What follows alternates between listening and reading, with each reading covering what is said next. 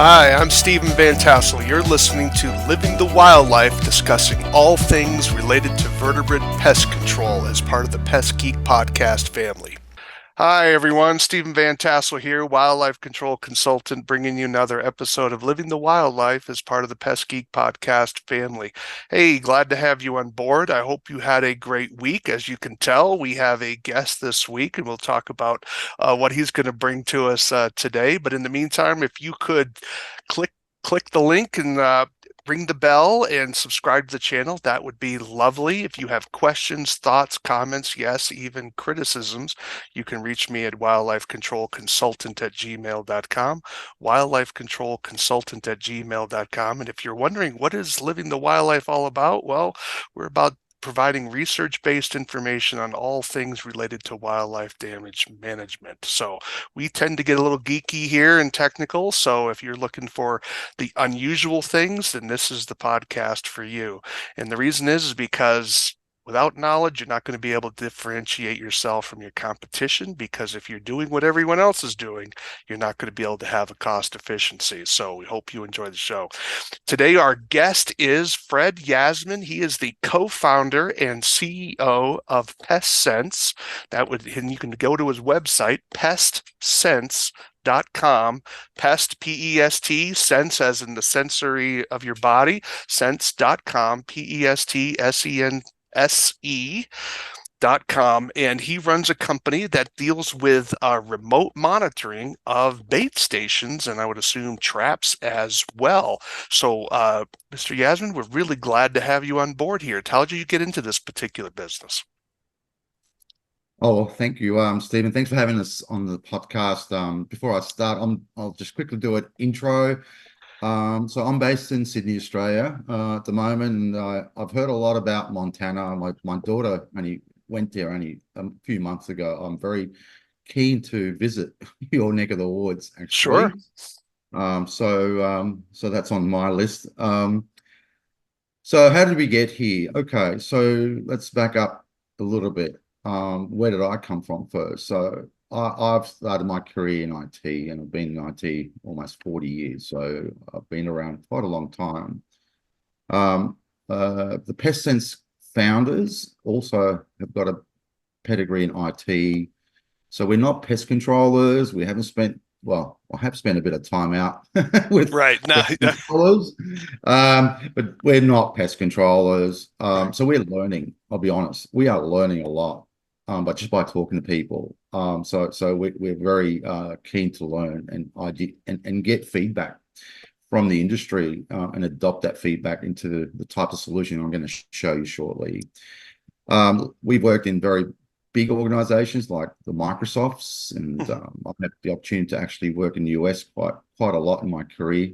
Funny enough, Denver was the place that I was visiting a lot, and that's where the upcoming Pest World event is happening, which we'll be attending next month and showcasing and exhibiting there. So we're very excited.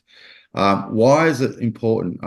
We've been digitally transforming industries throughout our careers, from paper-based to, moving into the next level and then eventually to the next level. So digital transformation has been something that we as individuals and the founders of PestSense have really worked through over our career. And what does that mean? That means taking new technology to an industry that hasn't used it, doesn't understand it, and figuring out how to make it adoptable for them. So what does that mean? Well, it means ultimately making it simple and easy. That's it.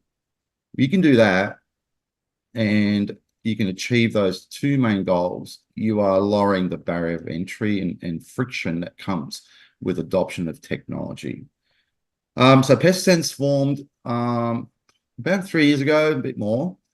Prior to PestSense, I'm still involved in development and innovation around a Internet of Things platform. Are you familiar with Internet of Things? Okay. yeah. Right. So that is the foundation platform for our technology that we're releasing with PestSense. So you have an underlying platform that we've built, the vertical solution, which deals with rodent control, Hmm. monitoring, and all the things I'm going to show you.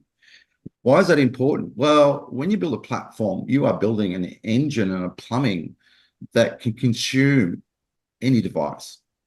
We just happen to focus on this one, Right. but technically, any device that can talk to our platform is a device that we can consume and then make it available through our application so that, pest controllers can quickly onboard additional technology at their pace. So 3 years ago, an idea came to us around a bait station that weighed the bait. Very interesting. It is. Yes. Okay. You would think, why hasn't somebody invented this already? Why hasn't somebody, already figured out how to do it? Well, I'll get into that in a bit. Okay. Because weighing something you would think is simple, but the reality is it's not.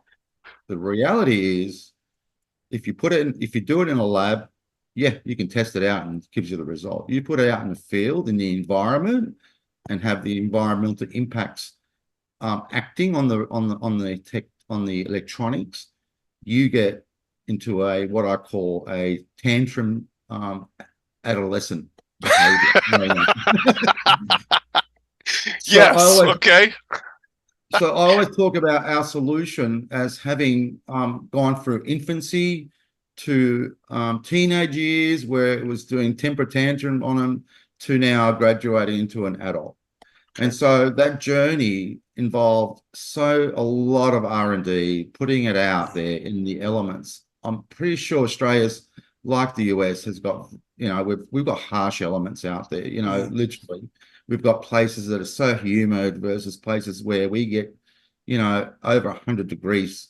Right. We've our boxes, we've had our box, because we've got a temperature sensor on it, hit well above 130. Fahrenheit?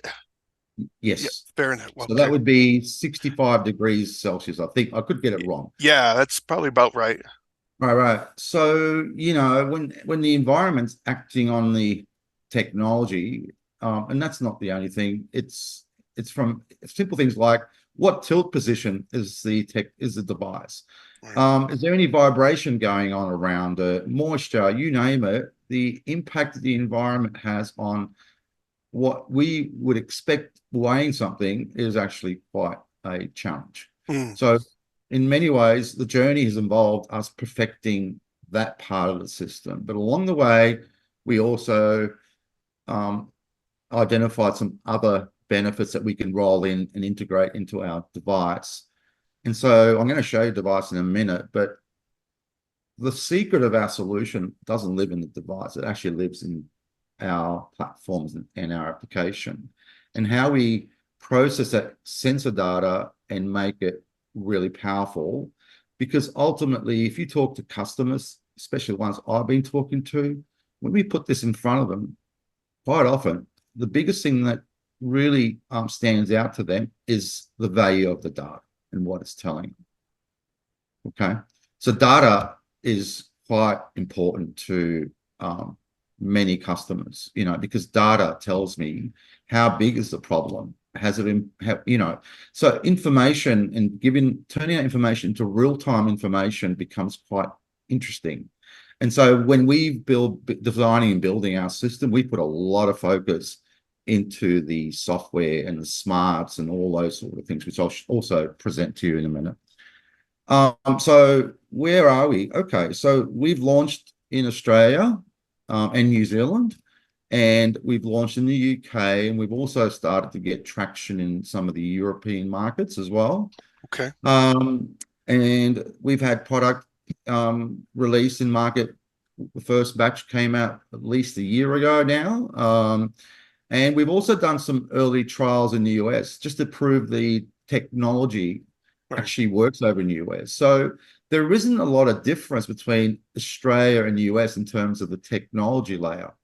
They actually operate on the same frequencies, and I'll get into that in a minute for your Hmm. audience if they're interested. What we wanted to do was to understand more about, the local telco providers. Can we connect them to the telco Yeah. providers, and Can we get the signals out? So we've proven that we can do that. We did that probably about a year and a half ago.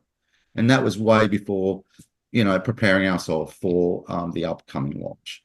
So that's a big tick in the box. There's a few subtleties that come into play in the US, but they're not major.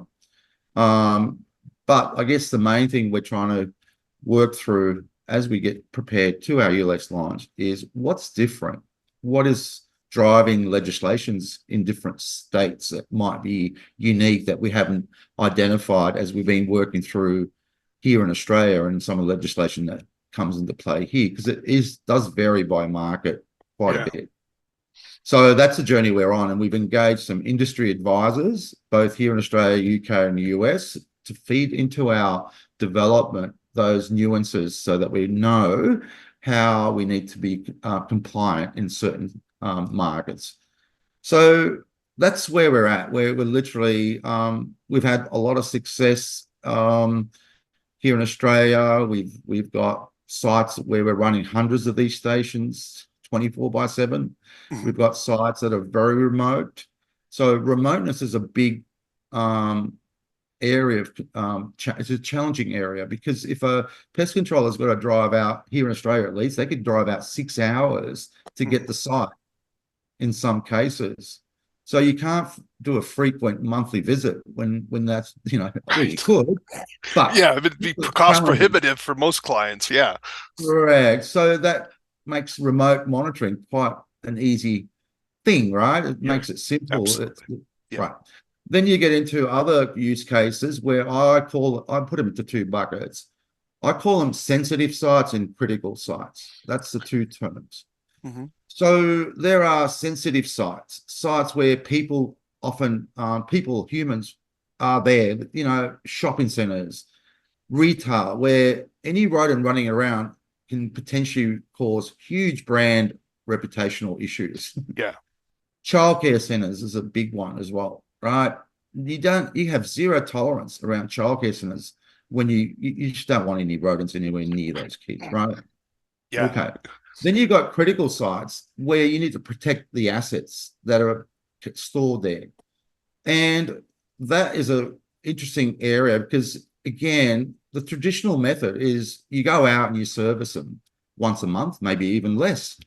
How do you know that there hasn't been an activity there and that's now turning into an infestation? Because you cannot keep your eyes out on what's going on day in, day out. So in those use cases, remote monitoring, digital solutions really play an interesting role. Not only do they protect the site, it gives early warnings so that the pest controller can go, right, okay, there's something going on. This site has zero tolerance. If this problem grows and I only find about it in a month when I visit, that whole site literally could get shut down. Yeah, without in food facilities, to be sure. So does your bait station and monitoring system, does it measure an animal entering the station, or is it just simply a function of the weight of the bait? Okay, good segue. Do you want me to? Yeah, let's have a look at go through how the device works. And okay, let me just set this up and shift my camera down so you guys can all see it. Just bear with me a sec. All right, let's see if this comes through. All right, I'm going to tilt it down. Bear with me. Okay, I might have to move the device forward a bit. Okay, yeah, that's perfect. Yep. Okay, can you see there? that? Yeah, we can. All right. Okay, so we refer to this as predictor. That's the name of the device. Okay. Yeah. So predictor, this is the outer box that it comes in. Okay. So before I open it, you will see there are two entry points. Yeah. Right. Can you see that? Yep. Traditional rat type bait station. Yep. Right. So it's a run through design, effectively, right? Okay. So basically, predictor. Got a little key. Just poke it in. Are you seeing it all? Is it right? Yeah, the guy can see it. Okay. You might want to just push it forward a little bit. Okay. Just tell me how far. Right there. That's good. Excellent. All right. Okay. So this is when you open the device, what you're seeing now is the actual smart. that lives in it. So I'll just pull this out Okay. just so you can see it. I'm going to put it back in, but just see it. This comes out. Oh, that's And nice then, for easy cleaning. That's all good. right. Yeah. So this comes out. Why don't I just pop it out this way that you can actually see it better? Okay. Push it Okay. forward a little bit more so we can see your machine at the back. There you go. All right. Terrific. All right. He's our friend, Yeah. Mr. Okay. All right. So actually, can you see it like this? Okay. Yeah, Is we this can see that. Yeah, it's okay? even Let me better put if it it back lays into down. It's better if it yeah. lays down. Yep. Yeah. All right. How Here about we that? Is go. that good? All right. So our friend comes into the box like Right. this. Here at this point and at this point, we have motion sensors, entry point Okay. motion sensors. Okay. All right. All right. So I'm going to get into technology and talk about what's going to go on in terms of information and the digital technology and all the things, the comms that are going on at this point. So up to this point, this device is connected to a gateway, right? The gateway could live 20 meters away. It could live hundreds of meters away. This is built on what we call LoRaWAN stack. LoRaWAN, it's a low radio frequency.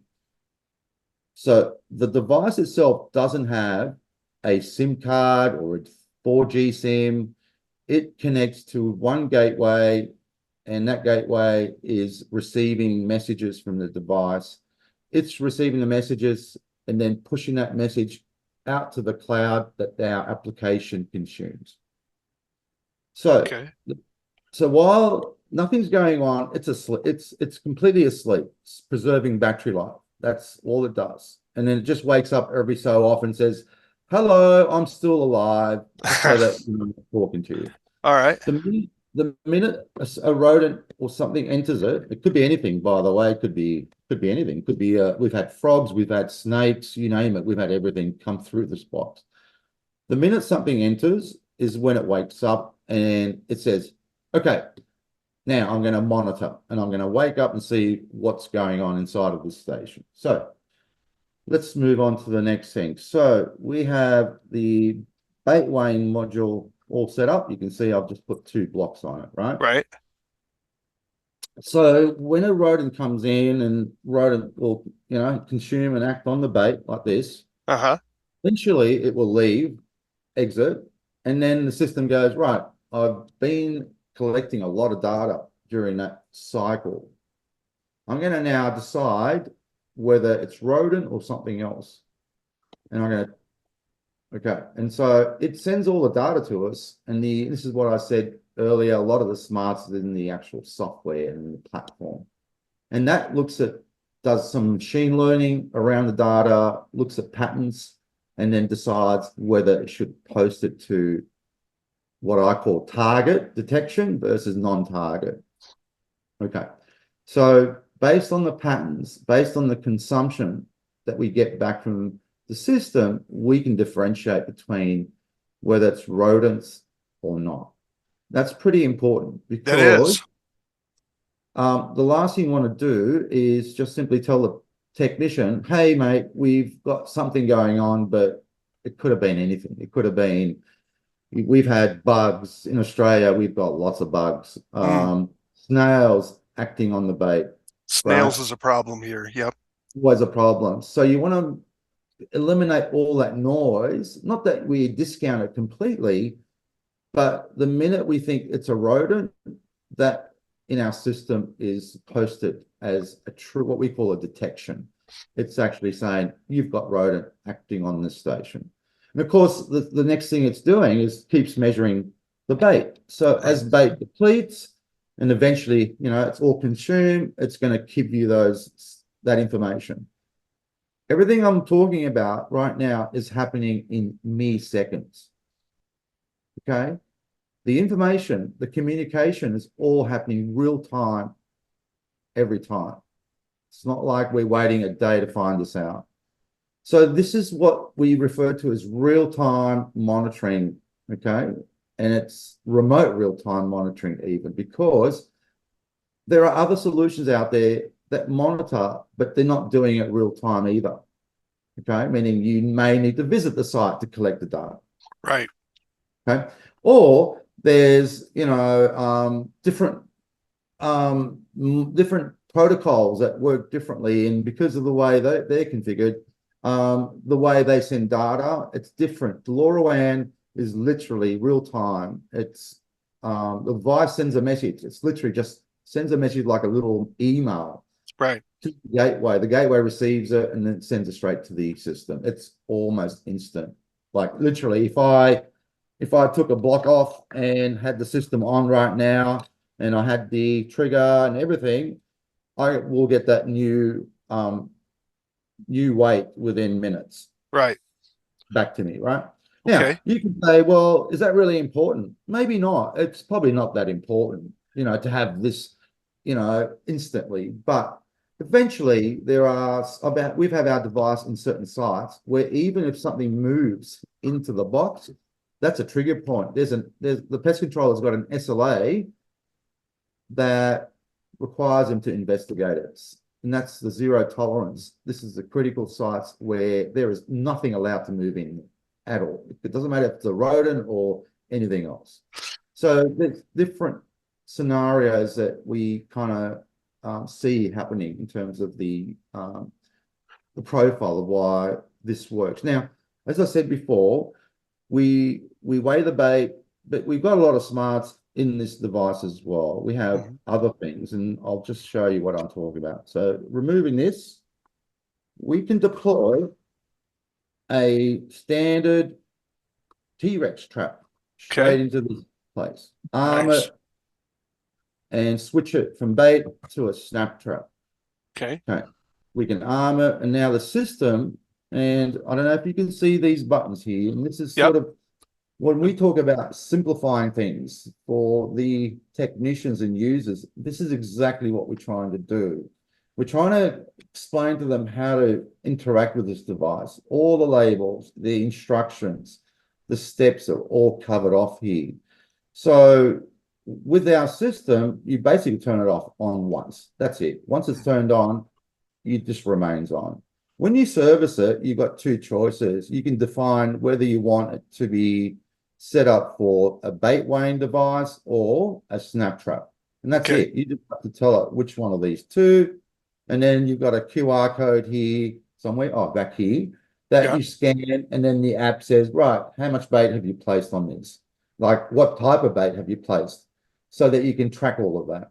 Sure. So that's another way we can configure the system, and then we can monitor the minute this thing triggers and catches something. And that's what we call a trigger. And then we can also detect whether something's likely to be caught, like a rodent, because if a Oh, rodent's caught in this position, like it would be, yeah. it would block our sensors Gotcha. typically. Oh, okay. So we have a secondary way to confirm that we've caught something. It wasn't somebody picked it up and dropped it, which we can also detect, by the way. That's another thing together. All right. So let's switch on to something. Let's move on. Okay. I'm All going right. to take this away. I'm going to bring this other device. So while you're setting that up, one of the questions that I had is the type of batteries that you're using. Yep. What? Yep. We use standard alkaline batteries, replaceable. 4 of them will be, so two screw holes here, opens up the compartment. It's like a remote control. It's that simple. Are they double A's? Yeah, D? double A's. Yeah, Four 4 double double A's. A's. Yep. Okay. Um, and so yeah, I'll come back to battery life because that's good. I want to talk about that as All well. right. So, all right. So what I've done is it's the tray, right? This is the smarts, right? The other thing I show you was the outer box. So the other thing we've done is we've actually enabled you to take the tray out of this outer box that I showed you earlier. We ship these lids, and then you just snap them on. Okay. So let me do that. Always struggle because once they go on, it's hard to take them off, but do that. Oh, this one's good. Okay. All right.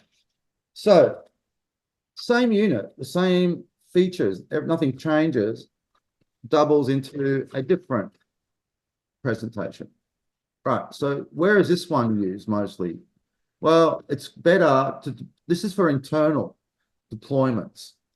Okay. So in sort of tight spot, if you're going to put these in roof voids, this would be a good fit because it's away from the, rain and dust and all those sort of things. Right. So we have a lot of these. It's the same unit, just a lid Yeah. converts to a internal unit, right? It's not a separate device. We also have a version of this lid that's low profile for mouse. So the reason this is a bit higher, it's designed for that rat trap that I showed you Sure. earlier. So you have But a for a mouse so you have a mouse version, a mouse cover yeah, then. a Okay. mouse cover where you can actually set up a mouse size trap in it. Just one trap, or do you have two traps for the mice?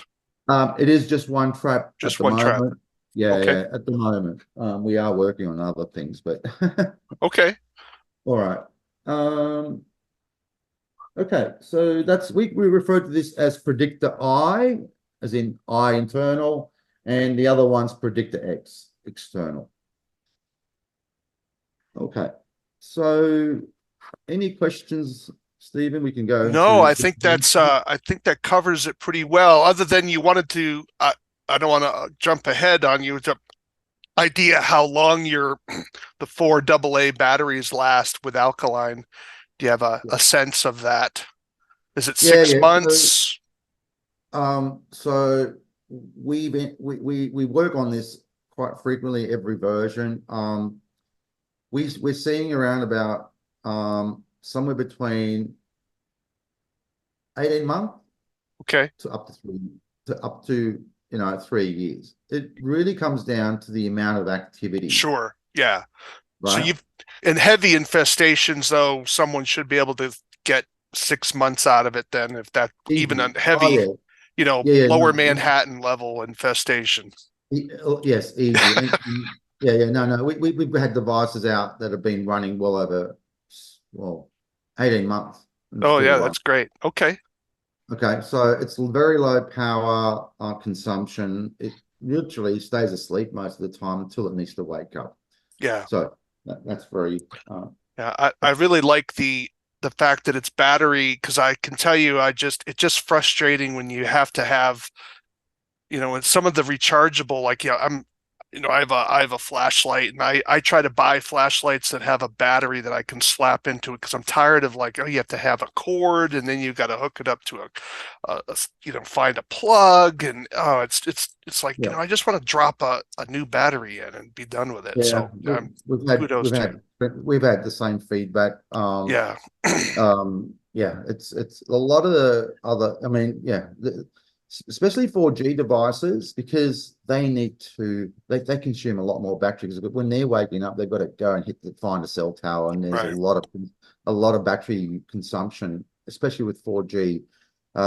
With LoRaWAN, architected correctly, designing it, it all comes down to how you design and build the firmware, and the firmware is requesting different things to wake up in the Right. device at Right. different times. Now, So how well does the signal penetrate uh, concrete foundations, something in a basement? A yep, lot of buildings are now moving towards steel. Uh, yep. so talk a little about that kind of penetration Right. on that. Yeah, no, I will. Actually, that's a good question. Um, okay, so I'll talk about a deployment that we did recently. That's probably the best way to describe Sure. it. So, a facility that was well over 300 meters. 300 meters is probably, I don't know how many yards that is, but 350 yards. yeah, yeah. In one direction, probably 200 meters in another direction, right? Wow. It's Yeah. quite big. It has an underground car park as well. Um, so there's an outdoor car park, and underneath it is an underground car park. So when we scoped out that place, we thought, you know what, we're going to need a few gateways, to get good coverage. So we set off by putting a gateway at the top of the building, and then we walked aside, literally checking to see if our station would connect to it. And lo and behold, it did. It connected just from one gateway, and that wasn't even a gateway with a very big antenna, it's a standard antenna. Wow. Now that was so what happens is when the device is trying to communicate to the gateway, what it does, and this is LoRaWAN infrastructure. Imagine you trying to scream through a wall, right? You're shouting, right? The louder you shout, the more likely somebody on the other side is going to hear you. Right. So the way the LoRa technology works is the same. It sends a message out. The gateway, it might not reach the gateway, or it might take a long time to reach it. And the system on the other side says, hey, you're taking too long to reach me. You need to up your screen to the next level. So there's like different spreading factors, they refer to them at, where the device will actually upgrade itself. And so if it's struggling because there's metal or concrete or whatever, it will promote itself to the highest spreading factor. By doing that, when it's sending the message, it's screaming real loud and fast, so it punches through. So we ended up, we weren't planning to put anything under the underground car park. As I said to pest control, I said, mate, I cannot guarantee these devices are going to punch through roughly about this much concrete. Right. That's a lot. Yeah. Right. I said, I can't guarantee it. Knock yourselves out. Go put them out there. We'll see what happens. I said, yep, that's fine, because there's rodent activity in the basement car parks often. So sure enough, they did it, and they said, hey, Fred, guess what? I said, what? They all work. Wow. And I go, okay, well, that's great, because I thought there'd be challenges. So the technician, when he comes up to the location, he's able to just simply presses a button. Is this going to be bait use, trap use, and then he will use his cell phone, do the so it's easier. Yeah, it's a lot easier, actually. That's a good question. Tag. So there's a, I don't know if you saw it on one of the first button they press is called the service button. Yeah. Okay. So if I'm servicing, you press service. All and right. then you transition over to, is it going to be trap or is it going to be bait weighing mode? Okay. So when they press the service button, right there and then, that device is going to go out and make a join to the system. And if it doesn't join it, it has problems, straight away he will know through the LEDs that you've got a problem. You cannot get a connection from where you are. Right. So you don't waste time, deploying these if you haven't really got the optimum connectivity, right? Because there's a lot of some other systems don't have that interface on the device. So what you're doing is you have to turn it on, wait till the message goes out, and then comes back to the application so that you can see on the application. Right. Am I connected or not? Yep. That could take minutes sometimes. It could take quite a long time. It just depends. Right. So when you're deploying our predictor stations, as long as you've got the gateways deployed in the high points, so you've got to place them somewhere central and high. And if even you're struggling to get connectivity, there's a few options. You can replace the standard mounted gateway on the antenna with an 80 centimeter antenna. So let's say a couple of feet. Right. And that really doubles the actual distance that particular antenna and the device in terms of reach between each other. So LoRaWAN, they've broken a record. I was looking at the other day, of 781 kilometers between. Oh, wow. Right. About that's the world record. 50 miles. Yeah. There's been a world record set between I don't know how they did it, but a message going from a device to some gateway. Wow. Okay, so that's what, yeah. So for the owner of the company, then the owner is going to be able to know, did my technician go to the bait station? Did he actually replace bait because things are weighed? How much activity was at that bait station? If I would assume if there was no activity, then move it to someplace move it to a better location where you can get some activity. Yep. And it will even tell whether or not a rodent has entered the station and whether the rodent has entered the station and fed on the bait. That's right. And So that's can you probably, show the interface, what yes. someone would look at for a report? Yes, that's exactly where I was going. That's a great All right, segue. Thank you. Let me share my screen. sure, Oh, go you ahead. need to enable me. I need to enable you here. All right, so let's see. All right, so I think I've given you permission now. Okay. All right, I think All right. Let I, me see, get the right screen. I think I am on the right screen. It's this one, I think. All right. Is that coming through now? not yet. No, it hasn't switched over yet. Okay. Let me just switch into my. Okay. Let's see if this works.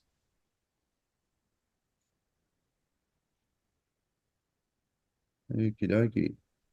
All right. Is this coming through now on your side? No.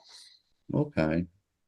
All right. Let me try again. Just bear with me. Oh, sorry. I haven't pressed on it yet. That's my bad. Okay. Okay. Is this There we, coming through? all right, now there we go. Okay, that's it. Okay, gotcha. Okay. Fantastic. All right. All right. What I'm showing you at the moment is our One Cloud platform and application. Okay. So I'm just gonna, there's a lot of, I'll go into a fair bit, but probably wouldn't have the time really. I'm going to just show you Hmm. what it would look like if these devices were deployed and what they're telling you is going on. So here's a Okay. site, and I'm navigating.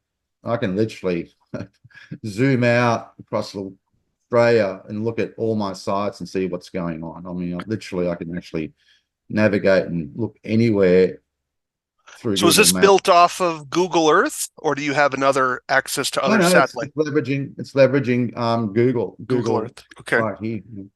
So this is a site where we've deployed some smart stations Okay. and we've deployed some traditional stations as well. So one of the things we support is both. We can deploy traditional stations and our predictor stations, right? Because that makes sense, right? You can't have a site where only digital is running because the PCO needs to service not just the digital, but also any traditional devices that may be running on that site. What you're Okay. seeing here at the moment is on the left, you're seeing the individual stations. And so, for example, station 3 is showing 7 detections, meaning that there's been 7 times where rodents come in and acted on the bait. It's Okay. telling you that it was baited at 40 grams. It's tracking now around about 15% left.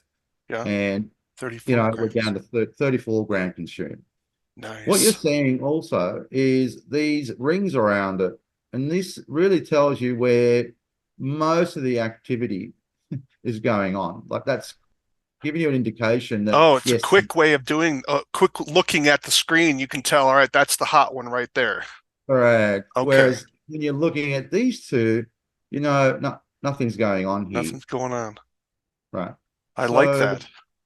so that's a one quick way you can understand where things might be going on, and that might give you some insights into why is it that there's some things going on here. So that's the first question that comes to mind when we're thinking about what's going on. So we can then also, which is something I really like to do myself, I can then look at the site and this sort of by just moving my mouse and looking at what it looks like. Mm. I can then zoom in and go, all right, what's going on here? Oh, that's a loading dock, or maybe that's where the loading dock is. You know what I mean? Right, So right. you can get a perspective and go, oh, why is it? Okay, that makes sense. We've got a loading dock here.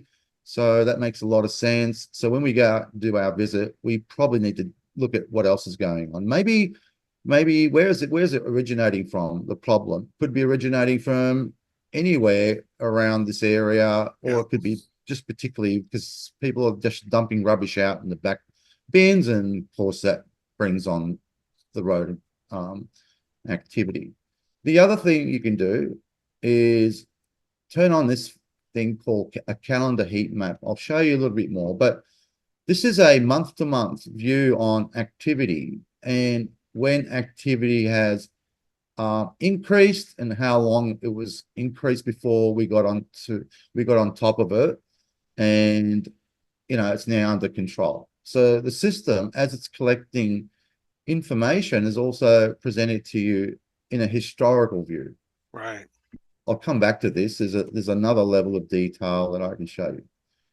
One of the other nice features that we've built is not only can we see current activity, we can switch into what we call a history view. Okay.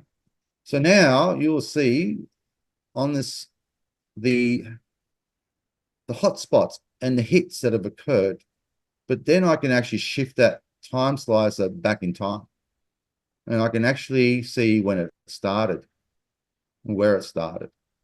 I can now shift that across and I can see, okay, nothing happened that week. And then things started right here. Boom. Yep. Right? That's interesting, right? Because now you might be looking for seasonality or things that maybe occurred at that time. Think about an auditor or somebody that's responsible for quality at this site. Having a look back on when it happened and where it started is quite useful. It can answer some questions and maybe get them to think about how they might manage the problems down the track. What do they do differently? Maybe look for certain patterns and things like that. So this gives you a different perspective in terms of the types of information. We also have the ability to track which bait's been deployed so that we can go back and say, right, we may have had, I don't know, a storm deployed on this site. Yeah. What was the activity around the time that storm was deployed? Was there a palatability issue with the bait, meaning that they weren't consuming? So the history that we're collecting tells us what the bait that was deployed at the time, and so you can actually analyze it from that perspective as well. Nice. Yeah. Okay. Wow. Okay. That could be pretty powerful in a variety of ways for people wanting to leverage that kind of information, and right. Particularly for those high sensitive areas, what did you call them? I think you called them critical areas, right? The Yes. critical areas where people have, maybe some sort of a health issue, maybe they're a food production plant and they've got to control. We just had a plant here in the US that closed down because of a bacteria problem, and you kind of wonder what was the ultimate origin of that bacteria problem, right? I don't know. I just saw the headline that just said closed for bacteria reasons. It's like, there was a place, I'm not going to mention which place, where a shopper walking through a shopping aisle snapped a photo of two rodents sitting on the shelf looking at them. Yeah, that's a bad day for an owner. Yeah. That made the news headlines. I bet it did. Yeah. The supermarket had to shut down for like a week or something. But anyway, right. No, this can be shoot. I had another question, which was, with security, how secure is the system in terms of can someone, I mean, I guess at one degree everything's hackable, but how secure is the system in the sense that someone could disrupt it, interfere with it, or grab sensitive information off of it? Like they want to do espionage on a company to trash that company for having mouse problems or whatever the case may be. Can you speak to that a little bit? No, that's a good question. So our background, as I said, is IT. So we kind of live and breathe everything, including security. So so our system, the whole platform, the servers are all sitting behind a Microsoft data center where it has its security layers. That's the base. That's kind of like you got to get past the Microsoft, right? And get through that. Then we have layers and layers within our platform that basically restrict you from being able to get anywhere near our database. So there's even API securities and layers between the browser and the actual back end that also add layers of security. We also spend time trying to hack it ourselves, obviously. Oh, good. Yeah, Um, well, so, that's important. so yes, it's all everything's got a secure. Even the most secure sites in the world have Right. been breached, Oh yeah. right? Oh yeah, So without a doubt. Right. But you don't right, want to make so it easy. If someone, I mean, we, obviously, if you have a CIA level hacking, they're probably going to hack through it, but you don't want yeah, someone, that's if right. you don't want some kid in their basement being able to hack into it. Yep. So we have a CTO that heads up that whole area of our business. Mhm. His name's Dean. And so yeah, if Dean was on the call, I'm sure he could kind of answer your question a little bit more extensively than I can. Sure. I'm not that deep technical, like a coder level. I'm Yeah, really yeah, kind of yeah. like, No, yeah, functionally technical. So yeah, so I'll just sort of quickly wrap up with on the app, but so one of the things, and I'm just going to move this window out of the way. I'm just going to switch into, actually, I will go back and talk about one other thing. So there's another view of the world, similar to what I showed you earlier, where I can click on this and see what we call our heat map in terms of activity, when it started and when it finished. If I clicked on that day of the week, what is it? May the 1st, Wednesday, and I yeah. clicked on it. Down the bottom here, you're going to see what hour of the day. On each day, we saw that activity. Oh, wow. Okay. Okay. Can you figure out why that might be important, Stephen? I don't Uh, know. I'll ask you a question. yeah, absolutely. Because you can, knowing when the rodents are being active, you could then evaluate, is it because things have calmed down in the facility? Is there a food source that emerges at that time? Uh, Maybe when it arrives, if it jumped off the truck, I Right, think right. uh, this could be very valuable over time. The more you know about rodent behavior, the more likely you're going to be able to overcome a lot of the resistances that they bring to bear. I mean, rodents are always seem to be adapting, so They are. They're very clever creatures, is what I'm they are. learning. They're fascinating. I mean, Right, right. And so then you're looking at this next thing down here. This is what we call site activity timeline. Let's just call it site servicing.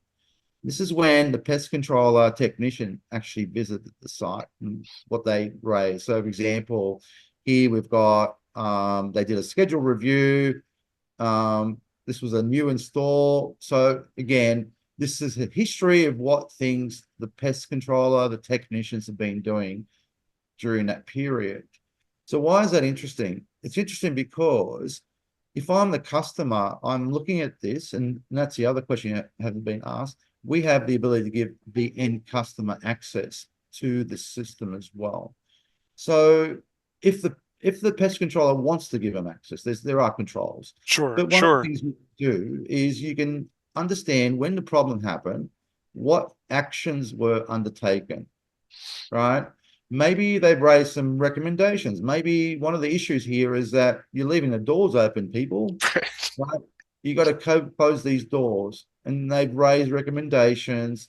And as long as so, it gives you some way to map the cause and effect, what you did, when you did it, and what the impact was by what you did, so that you're able to go, right, this is what happened.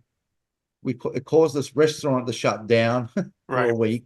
Yep. We went we went in, we did some digging, we found there was ingress points, we put those to bed, but there was also some bad practices around how they were, dealing with rubbish that they needed to clean up. And then guess what? The problem now is under control. So So yeah, so I would think that this is going to help with customer retention. So if a customer is complaining, I don't don't get any value. You're not quote unquote solving my problem or whatever the case may be. Like, well, I haven't seen the technician. Well, we can say the technician's been here on this Right. particular date. He's done this, this, and this. And I would also think this would be admissible in court if it came to that. If situations, I mean, that's getting kind of serious. We're a very litigious country. You probably knew that already, Okay. right? All right. It's What, but nevertheless, there are situations hmm. where a pest controller or a wildlife control professional could be involved in a court case, not for anything that they've done wrong, but maybe Right. there's a lawsuit between the client that they have and one of their other customers, right? And so now you weren't doing your job, your due diligence, and now you have all this evidence to bring to bear of what was your client doing due diligence, for example, and trying to do that. That could all be brought to bear here. This is some pretty powerful stuff. Yeah, yeah. So I'm putting it under the heading of having transparency, right? Yeah. That's what we're doing.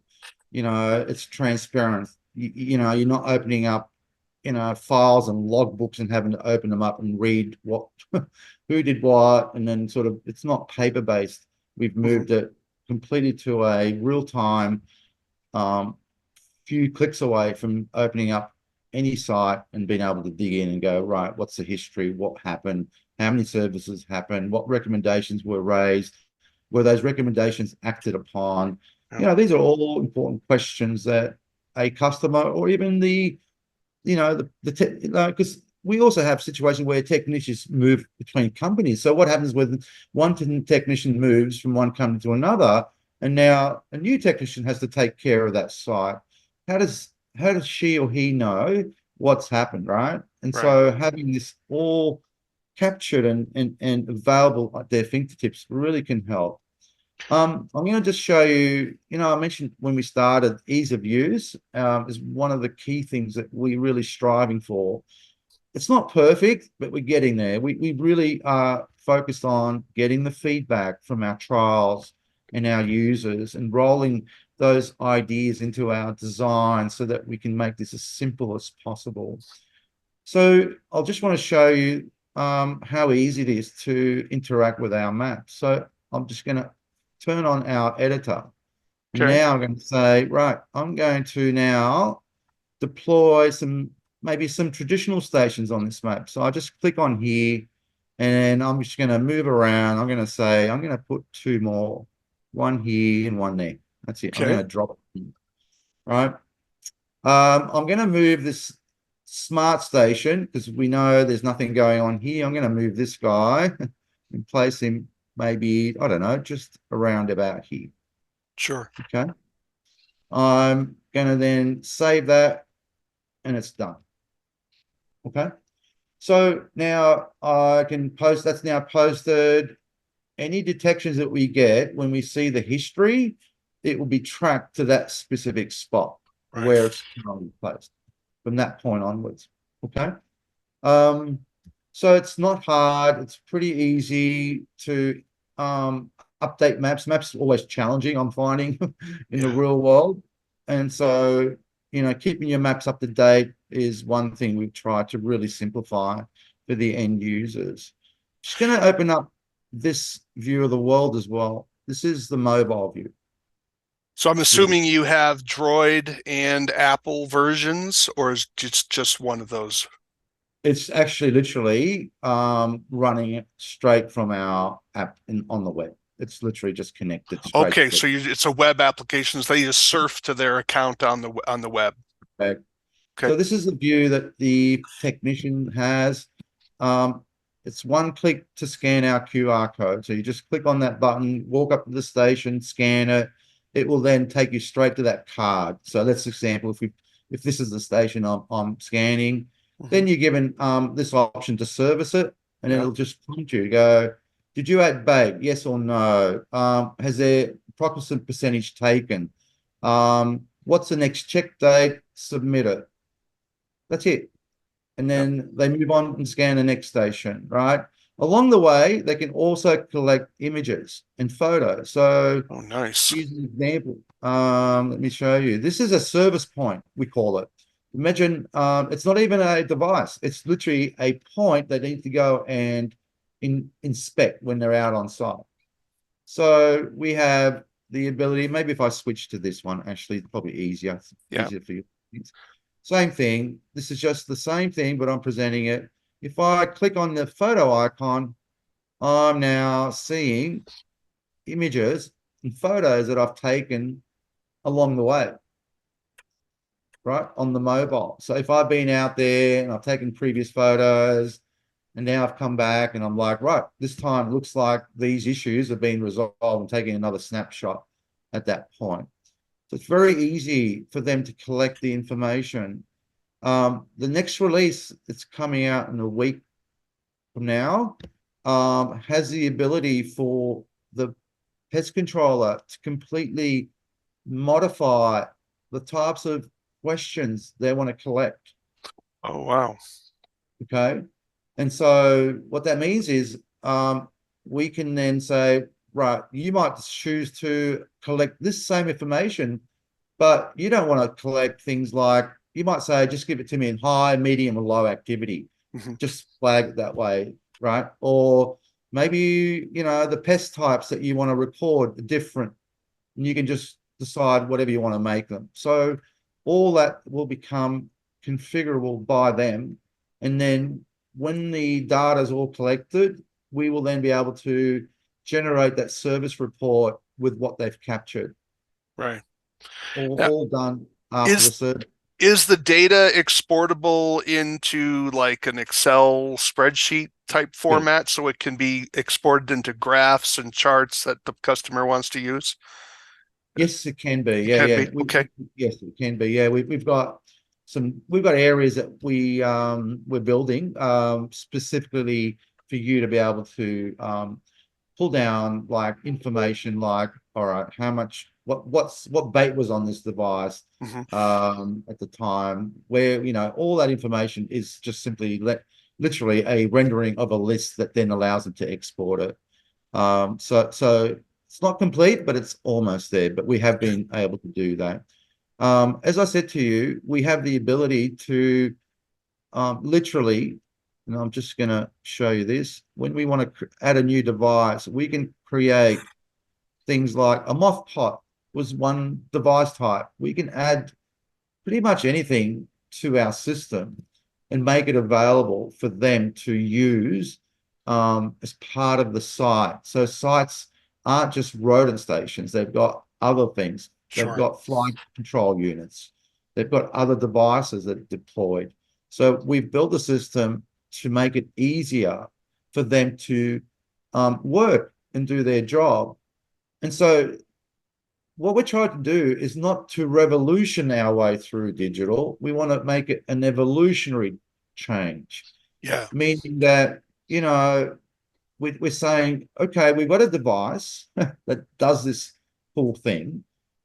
You can deploy it on these sites along with what you already got, the equipment you've got there already, and start to, bring it together and start to collect data on it.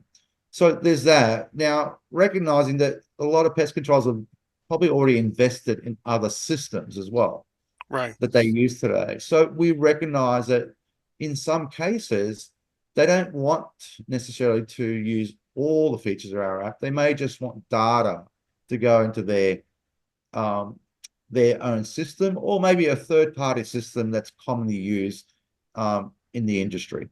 So that's where we get into what we call integration, Yeah. APIs, all those sort of things. So the service type programs that various pest control companies are using that help them with scheduling, you're looking to adapt, make your data integrate into their That's the recording systems. opportunity. That's the opportunity. Correct.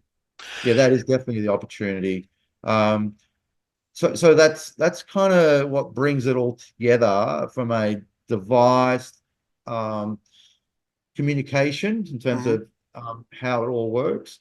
So I'm here in Australia and I could be literally looking at a site over in the US today. Right. I could open it up and go, right, there is rodent activity happening on this site. That's amazing. Yeah, that's a Right. that's And true.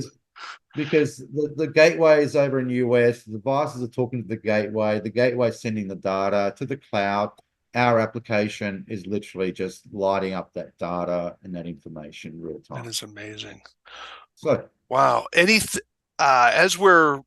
wrapping up here, is there anything that we haven't talked about that you want to be sure you get out before we close up here? No, I think we've covered a lot of the bases. As I said to you, I think before, we will be at Pest World in a month from now. Yeah, October visit them at Pest 1st. World and We're exhibiting our technology. We're really looking forward to meeting people at the show. As I said from the start, we're here to learn as much as innovate. yeah, And so somewhere in between us learning about what really the industry wants in terms of technology like this, that's what we're really trying to do. Every day I have a conversation with people, new ideas pop up that I had not thought about, and I'm like, why did we not think about that? That makes so much sense. right. Yeah. Right. And Without it, so, there yeah. is so much, there's always going to be more, and that's what makes this field exciting. I've just seen a lot more changes in the last, Yeah. since 2000. It just seems like things are revolutionizing a lot faster than they were in the past because Mm. it's not an IT industry, right? But it's moving a lot faster than it was the previous 20 years, without a doubt. And it's And, been amazing. And and yeah, and I'll wrap up. I mean, there is some very valid skepticism. I don't discount it. Very valid skepticism, and just recognize that 10 years ago we didn't have this technology, the ability just to plug stuff in, and all of a sudden it just lights up. We've come a long way with just infrastructure where everyone expects now high speed internet, and things just been so fast, being able to watch a whole video on my mobile, right. so that's all caught up now. And so we're taking advantage of it. But there's been good reasons to be skeptic. There's no question. And we invite skepticism in many of our conversation. In fact, that's my goal, is to convert the most skeptical person. Well, you'll um, you'll you'll get plenty of that, I'm sure. And who is right, who right. who's going to be your Look, dealer? Are you going to be selling your product directly into the US market, or do you have a series of dealers that you're going to be working with? That's a great question. I'll tell you what we don't want to be. We do not want to be a logistics company at the end of the day. Okay. That's not on our plan. So yes, there will be a need to, with the US, let's go and get we're getting some trials up and running. We're going to learn from them. We're going to go to the show. We're going to learn from that. And then we're going to make probably lots of connections. And then we're going to probably sit down and go, right, this is what we need to do next. So you're so That comes down to who we engage with, what's our go-to-market. Do we sell through distributors? Do we go to direct? There's going to be a lot of questions that we're going yeah. to answer. Okay. And along the way, we may pivot. It just depends. That's how we operate. We All we right. do Well, pivot. then I guess if you're in the audience and you're looking to be a distributor, then definitely reach out or visit them at Pest World. And certainly those of you that are part of the Pest Geek podcast here, do when you introduce yourself and say you saw him on Living the Wildlife podcast. I'm sure he would appreciate. Well, we really appreciate your being with us, Mr. Yasmine, and telling us about your PestSense product here, as you call it. What is it? The Predictor X and Predictor. There was I another the predictor eye for the interior, so exterior and interior. It's so exciting to see some of the advances occurring in some of this technology. And for those of you, you're hearing it here early. Definitely keep an eye out for this company because they're looking to enter into the U.S. market and take the material they got from Australia, New Zealand, and UK, and you're even in continental Europe now. I guess you have a representation out there. So it's coming to the U.S. soon, and it's being trialed. It's being trialed here shortly. So definitely check him out at pestsense.com. That's pestsense.com. So thank you so much for being part of us today, and definitely keep us in mind if you have some new advances in your product. Don't Yeah. hesitate to reach out. We'd love to have you back and talk about the new features that you have in your product, and wish you all the best. Well, thanks everyone for listening. You've been listening to Living the Wildlife as part of the Pest Geek podcast family. If you haven't already, do subscribe to the channel. And if you have questions, comments, suggestions for new shows, yes, even criticisms, or perhaps you want to be on the show, you can reach me at wildlifecontrolconsultant@gmail.com, wildlifecontrolconsultant@gmail.com. Would love to hear from you. And again, you've been listening to Living the Wildlife. Why do we call it Living the Wildlife? Well, because we want you to live the wildlife, not be the wildlife. Take care, everyone. This is the disclaimer for Wildlife Control Consultant and Pest Geek Podcast for the Living the Wildlife podcast. Always follow national, state, provincial, and local laws when using pesticides and/or other control methods to manage pests. Wildlife Control Consultant, LLC, Pest Geek Podcast, Living the Wildlife Podcast, Stephen M. Vantassel, or their or his affiliates are not responsible for followers' use of the information provided here.